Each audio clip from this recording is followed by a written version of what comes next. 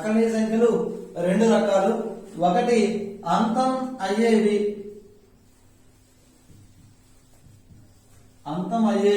రెండవది అంతం కాని ఆవర్తన దశాంశాలు, ఆవర్తన సంఖ్యలు. అకర్ణీయ సంఖ్యలు రెండు రకాల కింద విభజించాం. ఒకటి అంతం అయ్యేవి, రెండవది అంతం కాని ఆవర్తన సంఖ్యలు. అంతం అయ్యేవి అని అనగానే మనకి మైండ్ లోకి వచ్చే థాట్ ఏంటంటే 2n ఇంటూ 5n. హారాలు అనేవి, భిన్నం యొక్క హారాలు అనేవి 2n ఇంటూ 5n ఫామ్ లో కానీ ఉంటే అంతమవుతాయి. ఎలా అంతమవుతాయి చూద్దామండి. ఫస్ట్ దానికి అంతమయ్యేటటువంటి సంఖ్యలకు నేను ఎగ్జాంపుల్స్ రాస్తున్నాను. ఇక్కడ 1/2, 5/4, 9/25, 16/8, 317/125 అండ్ సో ఆన్ ఇలా రాశాను. ఇక్కడ హారాలు కానీ మనం అబ్జర్వ్ చేసినట్లయితే, హారాలు చూసినట్లయితే ప్రతిదానికి ఏం రాశానంటే 2n కానీ 5n కానీ రాశాను. లేదా రెండింటి యొక్క లబ్ధమైన రాయొచ్చు. 234/10, 625/100, 17/1000 అండ్ సో ఆన్. ఇక్కడ మీరు అబ్జర్వ్ చేసినట్లయితే హారాలు అన్ని కూడా నేను ఎలా రాశానంటే 2 గాని 2 యొక్క ఘాతాంక రూపం అంటే 2 స్క్వేర్ 2 క్యూబ్ అలా కానీ, లేదా 5 గాని 5 యొక్క ఘాతాంక రూపం 5 స్క్వేర్ 5 క్యూబ్, లేదా రెండింటి యొక్క కాంబినేషన్ రెండింటిని కలిపి రాశాను 2 × 5, 2 స్క్వేర్ × 5 స్క్వేర్, 2 క్యూబ్ × 5 క్యూబ్ ఇలా రాసినట్లయితే ఈ భిన్నాలన్నీ కూడా ఏమవుతాయంటే అంతమయ్యేటటువంటి భిన్నాలు. అదే విధంగా అంతం కాని ఆవర్తన దశాంశాలు. మరి మిగిలిన ఏమవుతాయండి? ఇలా రాస్తేనే అంతమవుతాయా? మిగిలిన వేరే ఏమైనా రాసి చూద్దాం. అవి కూడా రాస్తున్నాం. ఇక్కడ 7/15, 24/5తో కాంబినేషన్ ఏదైనా రాసుకోవచ్చండి. 20 రాశాను. లేదు 213/2తో కాంబినేషన్ 14 రాశాను అండ్ సో ఆన్. మరి ఇవన్నీ హారాలు కానీ అబ్జర్వ్ చేసినట్లయితే హారం అనేది ఇక్కడ 15 ఉంది, ఇక్కడ 20, ఇక్కడ 14. మరి 6 ఇక్కడ 3 అనే దాన్ని ఎలా రాస్తే 15 అనే దాన్ని 3 5 కింద రాయొచ్చు, 20ని 4 5 కింద రాయొచ్చు, ఇక్కడ 7 2 కింద రాయొచ్చు. మరి అన్నింటిలో మనకి ఏది అంతం అవుతుంది, ఏది అంతం కాకుండా ఆవర్తనం అవుతుందో చూద్దామండి. ఇక్కడ 2 × 4 × 5 ఈ 4 రాయొచ్చు, 2 స్క్వేర్ × 5 కింద రాసుకోవచ్చు. అంటే 2 5 2 పదాలు మాత్రమే కనిపిస్తున్నాయి, 2 అంకెలు మాత్రమే కనిపిస్తున్నాయి. సో ఇదేమవుతుందంటే అంతం అవుతుంది. మరి ఇదేమవుతుంది? 5 ఉంది కదండి, 5 ఉంటే అంతం అవుతుందా? 5తో పాటు 2 అన్నా ఉండాలి, లేదు 5 ఒక్కటే ఉండాలి. వస్తే 5 2 అనేవి 2 కూడా ఫ్రెండ్స్ అన్నమాట. ఈ 2 ఫ్రెండ్స్ వస్తే ఇద్దరు కలిసి రావాలి, అప్పుడు అంతం అవుతాయి. లేదనుకుంటే 5 ఒకటే రావచ్చు సింగిల్ గా, లేదా 5 యొక్క ఘాతాంకాల రూపాలు రావచ్చు. అంటే అలాగా 5 స్క్వేర్ 5 క్యూబ్ 5/4 ఇలా రావచ్చు. లేదు 2 ఒకటే సింగిల్ గా రావచ్చు, 2 యొక్క ఘాతాంక రూపాలు రావచ్చు. లేదు అలా కాని సందర్భంలో 2 కలిసి రావచ్చు. ఎలాగా 2 × 5, 2 square × 5 square, 2 cube × 5 cube and so on. ఇలా వచ్చినటువంటి ప్రతి భిన్నము కూడా ఏమవుతుందంటే మనకి అంతం అవుతుంది. 2 × 5 ఇలా రావాలి. ఇలా కాకుండా చూడండి, ఇక్కడ 5 అనేది 3తో పాటుగా వచ్చింది, 15 అయింది. మరి ఏమవుతుందంటే మీరు చేసి చూడండి, కావాలంటే భాగాహారం చేస్తే ఏమవుతుందంటే అంతం కానీ ఆవర్తన దశాంశం అవుతుంది. ఇక్కడ మనకి 4 × 5, 4 అంటే 2 స్క్వేర్ 5 కింద రాసాను, 2 5 మాత్రమే ఉంటాయి కాబట్టి ఇది అంతం అవుతుంది. ఇది అంతం కాని ఆవర్తన దశాంశం. ఇలా మనం హారాలను బట్టి అది అంతం అవుతుందా అంతం కాని ఆవర్తనం అవుతుందా అనేది మనం డిసైడ్ చేయొచ్చు. ఇప్పుడు అంతం కాని ఆవర్తనం అనేటటువంటి టాపిక్ వచ్చాం. ఏది అంతం అవుతుంది అనేది అర్థమైంది మనకి. అంతం అవ్వాలంటే ఏ రూపంలో ఉండాలి, వాటి యొక్క ఎగ్జాంపుల్స్ కూడా చూసాం. నెక్స్ట్ రెండోది ఏంటంటే అంతం కాని ఆవర్తనము. ఆవర్తనం అంటే బార్ వచ్చేటటువంటి సంఖ్యలు. ఇప్పుడు నేను ఇక్కడ రాస్తున్నాను 2.567 బార్ అని రాశాను, 2.567 బార్. ఇప్పుడు ఇది ఏ సంఖ్య? అంతం కాని ఆవర్తన సంఖ్య. ఆవర్తనం అంటే మళ్ళీ మళ్ళీ వస్తుంది. 6 7 6 7 6 7 అండ్ సో ఆన్. ఓకే అండి. ఇప్పుడు ఇలా రాసినటువంటి సంఖ్య కూడా మనకి ఏమవుతుంది? అకర్ణీయ సంఖ్య. బార్ వచ్చిన సంఖ్యలు కూడా అకర్ణీయ సంఖ్యలే, గుర్తుపెట్టుకో. ఇప్పుడు అకర్ణీయ సంఖ్య అంటే ఏంటో అర్థమైంది కదా. ఇప్పుడు మనం చెప్పాల్సింది ఏంటంటే దీన్ని కూడా అకర్ణీయ సంఖ్య అనగానే ఏం చెప్తాము? భిన్న రూపంలో ఉండాలి. మరి దీన్ని కూడా మనం భిన్న రూపంలో రాయగలమా అంటే రాయగలం. ఎలా రాస్తాము? టెక్స్ట్ బుక్ లో ఉన్నటువంటి ప్రాసెస్ ప్రకారం చూసినట్లయితే x is equal to first x సమానం చేసి వాల్యూ మొత్తం రాస్తాం. 2.567 బార్ 67 బార్. ఇప్పుడు బార్ అనేది పాయింట్ అనేది బార్ ఉన్నటువంటి నంబర్ వరకు వెళ్ళాలి ఫస్ట్ స్టెప్ లో. అంటే ఒక డిజిట్ అటుపక్కకి వెళ్తే సరిపోతుంది. అందుకే 10x చేశాను. అంటే x ని 10తో మల్టిపుల్ చేసాం. అటువైపు కూడా 10తో మల్టిపుల్ చేస్తే పాయింట్ ఒక స్థానం జరుగుతుంది. 25.67 బార్. ఇప్పుడు రెండో సందర్భంలో ఈ పాయింట్ అనేది బార్ దాటి అటుపక్క వెళ్ళాలి. అంటే దేంతో మల్టిపుల్ చేయాలి? దీన్ని x ని 1000తో మల్టిపుల్ చేస్తే సరిపోతుంది. x ని మనం 1000తో మల్టిపుల్ చేస్తే పాయింట్ అనేది బార్ దాటి అటుపక్క వెళ్తుంది. అప్పుడు ఏమవుతుంది? 2567.67 బార్. ఇప్పుడు పాయింట్ తర్వాత ఇక్కడ బార్ ఉంది, ఇక్కడ బార్ ఉంది. ఇలా బార్ వచ్చేలా రాశాము. ఇప్పుడు దీంట్లో దీన్ని సబ్ట్రాక్షన్ చేస్తే సరిపోతుంది. అంటే 10x is equal to 25.67 bar. Subtract చేస్తే వస్తుందండి. 67 బార్ 67 బార్ క్యాన్సిల్ అయిపోతుంది. 5లో నుంచి 7లో నుంచి 5 తీసేస్తే 2 4 5 2 ఇజ్ ఈక్వల్ టు ఇటువైపు ఏమొస్తుందంటే 990x వస్తుంది. ఇప్పుడు x ఎంత అవుతుంది? 2542/990. ఇది మనకి టెక్స్ట్ బుక్ లో ఇచ్చినటువంటి ప్రాసెస్. ఇలా సాల్వ్ చేయడం అనేది టెక్స్ట్ బుక్ లో ఇచ్చినటువంటి ప్రాసెస్. మరి ఇప్పుడు టెక్స్ట్ బుక్ లో ఇచ్చినటువంటి ప్రాసెస్ మొత్తం చేసుకుంటా కూర్చుంటామంటే అది అవసరం లేదు. షార్ట్ కట్ లో చెప్పాలి. ఎలాగో 2.567 బార్ ని ఫస్ట్ ఎలా రాస్తామంటే పాయింట్ తీసేస్తాము, బార్ కూడా తీసేసి మొత్తం నెంబర్ అంతా రాసేస్తాం. అంటే అప్పుడు ఏమవుతుంది? 2567. ఇప్పుడు దీంట్లో నుంచి బార్ లేనటువంటి అంకెలు మొత్తాన్ని తీసేయాలండి. బార్ లేదు దేనికి? 2కి లేదు, 5కి లేదు, మొత్తం తీసేయాలి. తీసేస్తే ఏమవుతుంది? 2 4 5 2. ఇదే మనకి లాభం అవుతుంది. ఈ విలువ యొక్క లాభం ఏంటంటే 2542. మరి హారం ఏమవుతుంది? హారం ఏమవుతుందంటే ఎన్ని సంఖ్యలకైతే బార్ ఉంటుందో అన్ని 9s రాయాలి. 1 2 సంఖ్యలు బార్ ఉంది కాబట్టి 2 9s రాయాలి. తర్వాత ఏ సంఖ్యకైతే దశాంశ సంఖ్య అండి, పాయింట్ తర్వాత ఉన్న వాటినే చెప్తున్నాను నేను. ఏ దశాంశ సంఖ్యకైతే పాయింట్ లేదు, బార్ లేదో అన్ని సున్నాలు పెట్టాలి. ఒక సంఖ్యకు బార్ లేదు కాబట్టి 1 సున్నా వస్తుంది. మరి ఇక్కడ ప్రాసెస్ మొత్తం చేసినా ఏ ఆన్సర్ వచ్చిందో మనకి ఇక్కడ కూడా అదే ఆన్సర్ వస్తుంది. ప్రాసెస్ మొత్తం చేస్తే ఏమవుతుంది? 2542. ఇక్కడ కూడా మనకు వచ్చింది 2542/990. ఇక్కడ కూడా అదే ఆన్సర్ వస్తుంది. సో ఇది మనకి షార్ట్ కట్ ఫామ్. ఇంకొక 2 సమ్స్ చేద్దాం ఈ మోడల్ లో. ఇంకొక ఎగ్జాంపుల్ దీని గురించి 2.67 బార్ 2.67 బార్ అని తీసుకున్నాను. లేదు 13.675 బార్. ఇప్పుడు ఈ రెండు సంఖ్యలను కూడా నాకు భిన్న రూపంలో రాయాలి.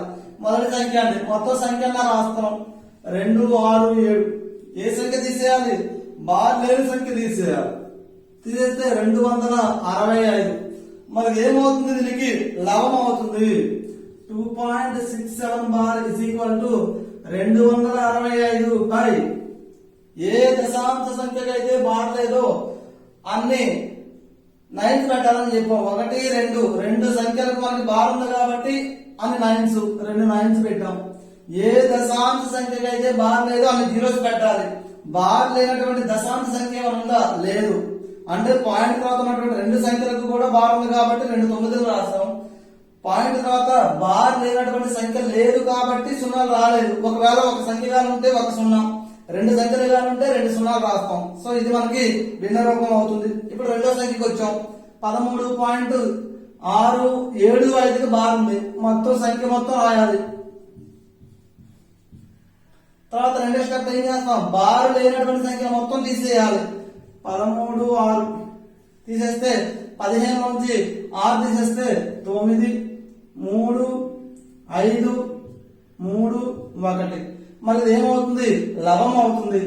13,539 బై హారము రెండు సంఖ్యలకు బార్ ఉంది, దశాంశ సంఖ్యలకు. పాయింట్ తర్వాత ఉన్న సంఖ్యలు చూడాలండి కింద హారం రాసేటప్పుడు. రెండు దశాంశ సంఖ్యలకు బార్ ఉంది కాబట్టి 2 9లు. ఒక దశాంశ సంఖ్యకు పాయింట్లు బార్ లేదు కాబట్టి 1 0. ఇది మనకి భిన్న రూపం అవుతుంది. ఇలా మనకి ఎన్ని సంఖ్యలు ఇచ్చినా సరే మనం వాటికి భిన్న రూపం రాయొచ్చు. మనకి 8వ తరగతిలో మొదటి చాప్టర్ లో లాస్ట్ సమ్ ఏమి ఇచ్చాడంటే 10.373737 and so on is equal to P by Q అయినా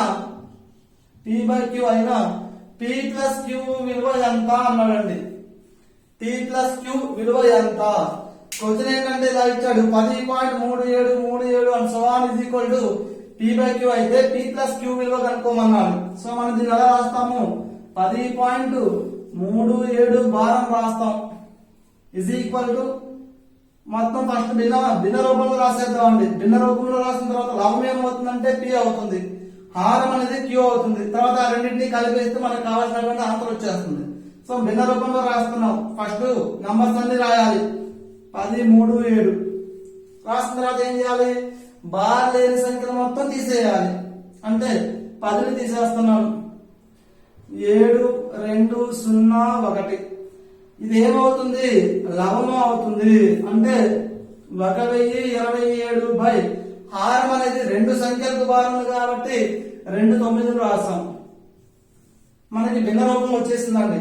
ఇప్పుడు ఈ భిన్న రూపం వచ్చిన తర్వాత లవం అనేది ఏమవుతుంది, దేనికి సమానం చేస్తాం, P by Q కి సమానం చేస్తాం. P విలువ ఉంది, Q విలువ ఉంది. ఆ రెండింటినీ కలపమంటున్నాడు నెక్స్ట్ స్టెప్ లో.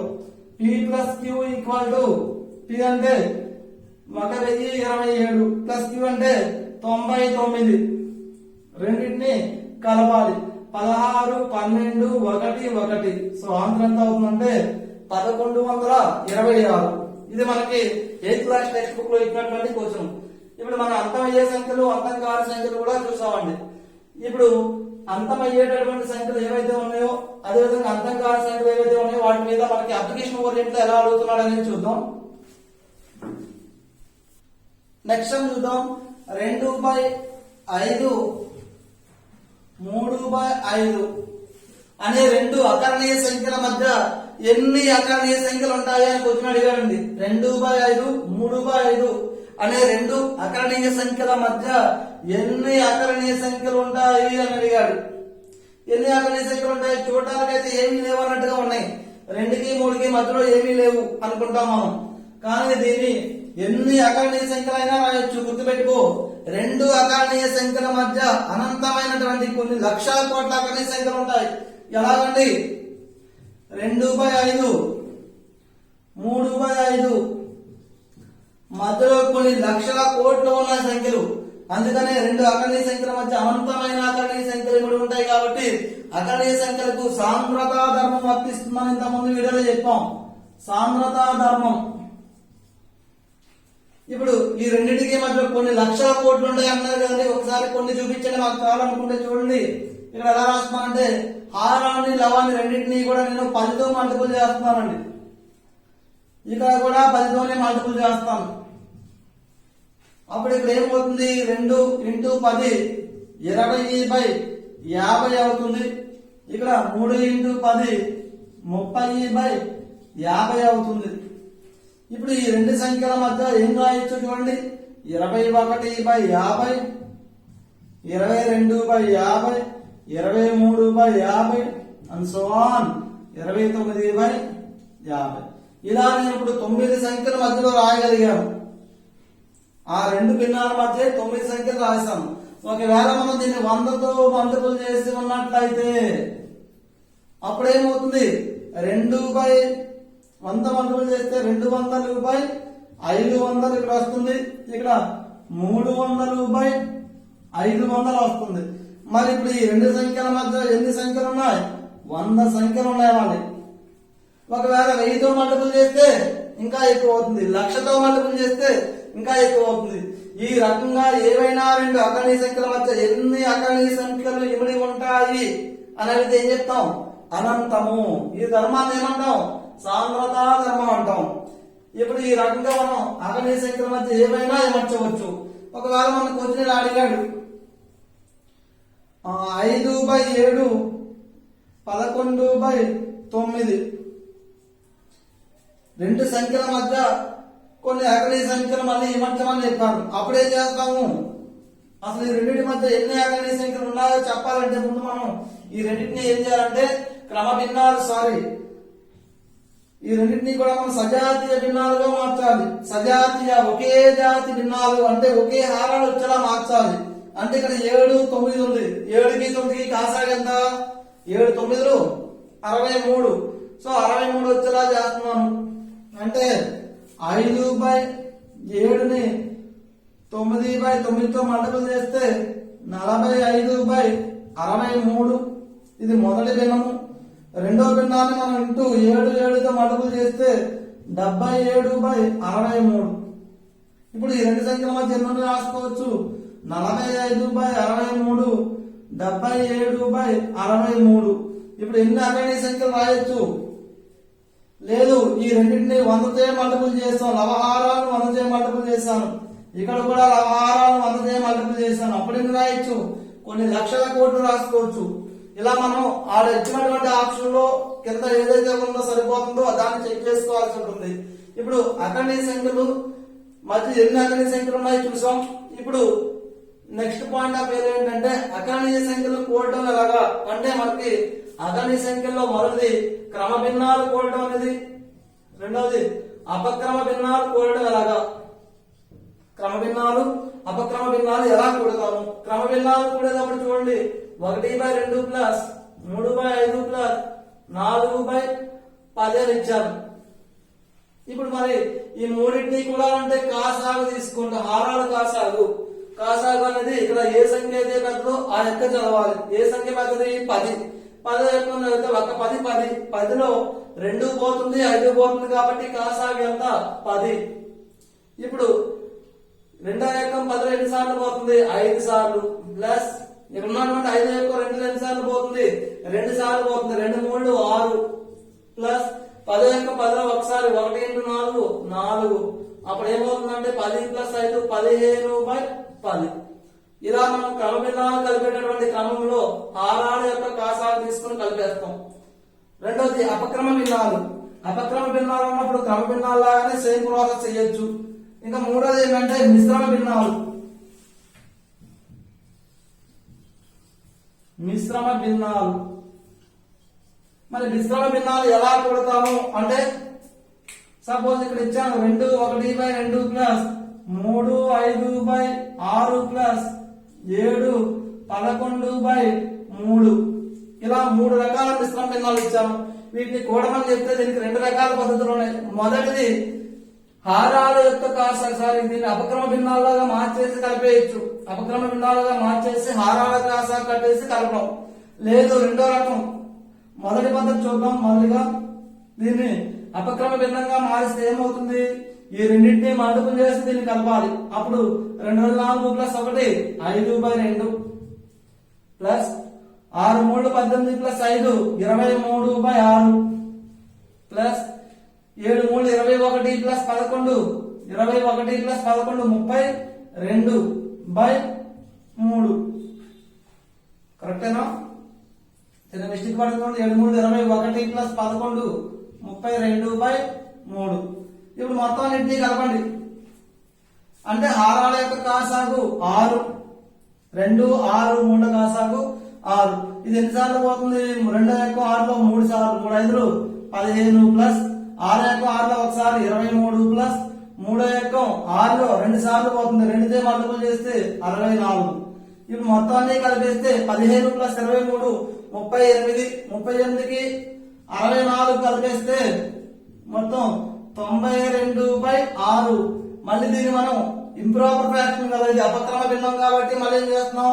మిశ్రమ భిన్నంలోకి మార్చవచ్చు. ఎన్నిసార్లు పోతుంది? ఒకసారి 6 32 5 సార్లు పోతుంది 30 2 మిగులుతుంది 2/6 అంటే రెండో ఏకంగా కొట్టేస్తే 1/3 15 2/1/3 ఇది మనం అపక్రమ భిన్నంగా మార్చేసి కాసాగట్టి చేసే పద్ధతి. ఇదంతా చేయకుండా దీన్ని ఇంకొక పద్ధతిలో కూడా చేయొచ్చు. రెండవ పద్ధతి ఎలా చేయొచ్చు అంటే పక్కన ఉన్నటువంటి సంఖ్యలన్నీ కలిపేస్తామండి. కలిపేస్తే ఏమవుతుంది 2 + 3 + 7 12 పక్కన పెట్టండి.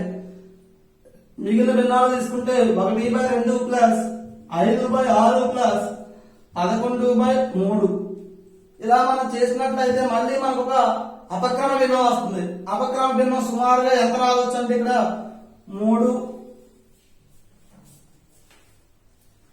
1/3 అంటే సుమారుగా 10/3 వచ్చినటువంటి అవకాశం చేస్తే అప్పుడు ఏమవుతుందంటే దీన్ని మళ్ళీ మనం చేంజ్ చేస్తే 3 సార్లు పోతుంది కాబట్టి 3 1/3 అవుతుంది. దీన్ని కూడా దీన్ని కలిపేస్తే 15 1/3 ఇలా కూడా మనం 2 స్టెప్పుల్లో సాల్వ్ చేయొచ్చు. అర్థమైందండి? మిశ్రమ భిన్నాన్ని 2 రకాలుగా సాల్వ్ చేశాను. ఒకటి అపక్రమ భిన్నాలుగా మార్చాను. మార్చిన తర్వాత హారాల యొక్క కాసా కట్టి డైరెక్ట్ ప్రాసెస్ చేశాను. రెండవ ప్రాసెస్ ఏంటంటే పక్కన ఉన్నటువంటి పూర్ణ సంఖ్యలు మొత్తం కలిపేశాను, కూడేశాను. మొత్తం 2 + 3 + 7 కలిపాను. తర్వాత పక్కన ఉన్నటువంటి భిన్నాలన్నీ కూడా మళ్ళీ పక్కన రాసుకుని మళ్ళీ కూడాను. ఇవన్నిటినీ కూడేస్తే 10/3 వచ్చింది. మళ్ళీ ఇది అపక్రమ భిన్నం కాబట్టి మిశ్రమ భిన్నంగా మార్చాను. మిశ్రమ భిన్నం 3 1/3 ఇలా మళ్ళీ ఈ 3ని తీసుకొచ్చి 12 యాడ్ చేస్తే 1/3 ఇక్కడ కూడా 15 1/3 వచ్చింది. ఈ రకంగా మనం మిశ్రమ భిన్నాలు 2 రకాలుగా కలపచ్చు. ఇక్కడ మనకి అకర్ణీయ సంఖ్యల గురించి మొత్తం అయిపోయింది. నెక్స్ట్ అకర్ణీయ సంఖ్యలు కాకుండా రెండో టాపిక్ ఏంటంటే కరణీయ సంఖ్యలు. ఇప్పుడు ఆ కరణీయ సంఖ్యల గురించి చూద్దాం. కరణీయ సంఖ్యలను మన ఇంగ్లీష్ లో ఇర్రేషనల్ నంబర్స్ అంటాం. Q డాష్ తో డినోట్ చేస్తాం. మరి కరణీయ సంఖ్యల యొక్క డెఫినేషన్ ఏంటి, దీని యొక్క నిర్వచనం ఏంటంటే మనకి చిన్న పిల్లలు స్కూల్ పిల్లలు ఏం చెప్తారంటే P/Q రూపంలో రాయలేనివి అంటామండి. P/Q రూపంలో రాయలేనివి అంటే మనం P/Q రూపంలో రాయలేని సంఖ్యలు అన్ని కూడా కరణీయ సంఖ్యలు అని చెప్తారు. ఎందుకని అకర్ణీయ సంఖ్యల డెఫినేషన్ చెప్పేటప్పుడు P/Q రూపంలో భిన్న రూపంలో రాసే సంఖ్యలన్నీ కూడా అకర్ణీయ సంఖ్యలు అంటారు. భిన్న రూపంలో రాయలేని సంఖ్యలు కూడా కరణీయ సంఖ్యలు అంటారు. ఇది కరెక్ట్ డెఫినేషన్ అయితే కాదు. మరి ఎలా చెప్తామండి కరణీయ సంఖ్యల కంటే? కరణీయ సంఖ్యలు అనేవి మొత్తం 2 రకాలు. కరణీయ సంఖ్యలు 2 రకాలు. అవి ఒకటి కారణములు అంటాం, రెండవది అంతం కాని సంఖ్యలు. అంతం కాని సంఖ్యలు కరణులు ఇంగ్లీష్ లో షోర్ట్స్ అంటాం. కరణీయ సంఖ్యలు కూడా 2 రకాల కింద డివైడ్ చేసాం. ఒకటి షోర్ట్స్, రెండోది నాన్ టెర్మినేటింగ్ డెసిమల్స్. అంతం కాని సంఖ్యలు నాన్ టెర్మినేటింగ్ డెసిమల్స్. ఇంతకుముందు ఏమొచ్చిందండి అంతం కాని ఆవర్తన అనే పదం వచ్చింది అకర్ణీయ సంఖ్యల దగ్గర. ఇక్కడ ఆవర్తన రాలేదు, అంతే తేడా. అంతం కాని సంఖ్యలు అన్ని కూడా కరణీయ సంఖ్యలే. ఒక మాట చెప్పాలంటే అంతం కాని సంఖ్యలనే కరణీయ సంఖ్యలు అంటారు. అంతం కాని ఆవర్తన సంఖ్యలు అయితే అకర్ణీయ సంఖ్యలు అంటారు. ఇప్పుడు ఈ కరణులు అంటే ఖచ్చితమైనటువంటి వర్గమూలం లేనటువంటి సంఖ్యలు. అంటే 4 ఖచ్చితమైనటువంటి వర్గమూలం ఉంది. ఏంటి? √4 = 2 లేదు, √16 = 4. ఇలా ఖచ్చితమైనటువంటి వర్గమూలం లేని సంఖ్యలు ఏంటవి? √2, √3, √4 ఉంది కాబట్టి √5, √6, √7, √8, √9 ఉంది కాబట్టి √10, √11, √12, √13, √14, √15, √16 ఉంది కాబట్టి √17. ఇక్కడ వరకు రాసి ఎందుకు ఆఫ్ చేశానంటే మనకి 9th క్లాస్ టెక్స్ట్ బుక్ లో ఇక్కడ వరకు ఒక చిన్న డెఫినేషన్ ఇచ్చాడు. ఏంటి ఆ డెఫినేషన్ అంటే √2ని మాత్రమే చెప్తున్నానండి. √2ని కనిపెట్టినటువంటి √2 వివరణ ఇచ్చినటువంటి శాస్త్రవేత్త ఎవరంటే పైథాగోరియన్స్. పైథాగోరియన్స్ అంటే ఎవరు? మళ్ళీ పైథాగరస్ యొక్క శిష్యుడు. పైథాగోరియన్స్ √2 విలువను కనుక్కున్నారు. √2 మనకి పరిచయం చేశారు. ఇప్పుడు ఈ యొక్క విధానంలో ఇక్కడ 7, 8 అనేటువంటి 2 సంఖ్యలు తీసేసి మిగిలిన సంఖ్యలు మొత్తం కూడా అంటే 2ని తీసేసాము. అదేవిధంగా 7, 8, √7, √8, √2 ఈ 3 సంఖ్యలు తీసేసి మిగిలిన సంఖ్యలన్నీ కూడా మనకి పరిచయం చేసినది ఎవరంటే గుర్తుపెట్టుకో, సైరన్ దేశానికి చెందినటువంటి థియోడరస్